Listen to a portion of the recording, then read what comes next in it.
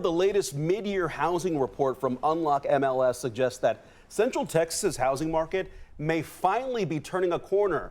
The region could be on pace to finish 2026 with positive home sales growth for the first time in years. So joining us this afternoon with a deeper dive into the numbers, John Crow, the head of Unlock MLS and the Austin Board of Realtors. Great to see you. Thanks, Mark. Thanks for having me. Yeah, some great news here. So first of all, at this high level, what stands out to you in this new report? What is the biggest takeaway you're seeing from these numbers? Well, two things. I think we visited before and I talked about pending sales as a leading indicator of what's going to happen. Right. We've been in double digits of pending sales for almost every month this year, which is great. We're at 13, a little over 13% this June. Collectively, the first half of the year, this year compares to last year, we're up plus 10%. That and then the sales. We're almost at 5% above where we were last year in terms of the number of sales that have occurred.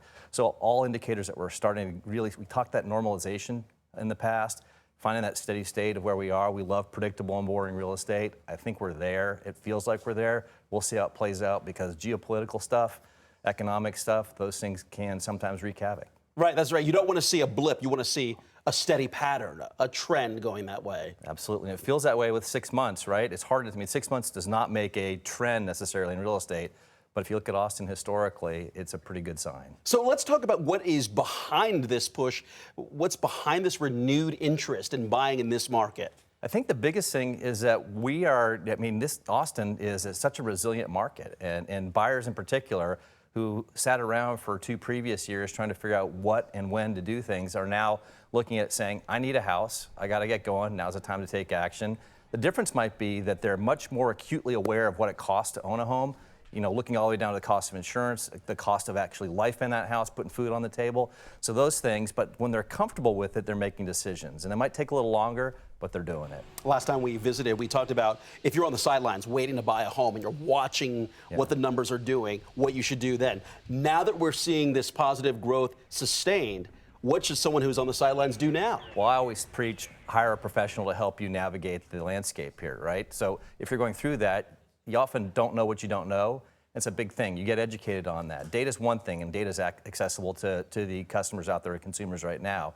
Home buyers and sellers have that in volumes. But translating that and understanding where things are, whether a neighborhood, since we're such a hyper-local market, what neighborhoods take what types of strategy and how you approach that, preparing so when you get there and you're ready to make a decision, you're ready to go. From the buyer side, from the seller side, it continues down to pricing. Knowing the market again in your neighborhood, who your competition is, and how you better position yourself to sell that home to a particular buyer. When you bring in this expert who's guiding you through this process, what question should you be asking that person? What should you be asking them what you should watch?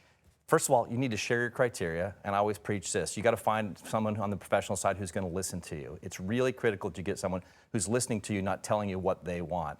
That's the best strategy we have, and we've got a fleet of professional agents who are ready to do that. So asking those questions, asking your questions, telling you what you want, and then saying, hey, how do I figure out where I go and what I do? This is the amount of money I have in my budget here.